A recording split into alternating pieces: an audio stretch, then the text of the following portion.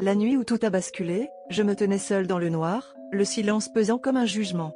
Quelques heures auparavant, ma vie semblait encore intacte, comme un château de cartes qui n'avait pas encore rencontré le souffle du destin.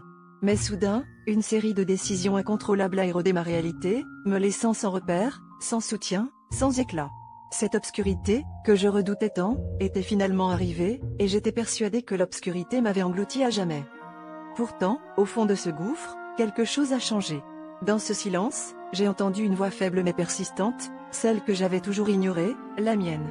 Au lieu de me laisser happer par le désespoir, j'ai décidé de chercher cette étincelle en moi, cette lumière que je n'avais jamais cru posséder. Chaque pas était une lutte, chaque instant un défi, mais j'ai commencé à reconstruire le moi que j'avais perdu de vue. Les mois ont passé, petit à petit, j'ai senti cette lumière intérieure grandir, illuminant mon chemin d'une clarté nouvelle. J'ai compris que les échecs passés n'étaient pas des barrières mais des tremplins, et que la force que je cherchais à l'extérieur était en fait toujours présente, cachée derrière mes peurs et mes doutes. J'ai appris à apprécier chaque petite victoire, chaque sourire retrouvé, chaque moment de paix intérieure.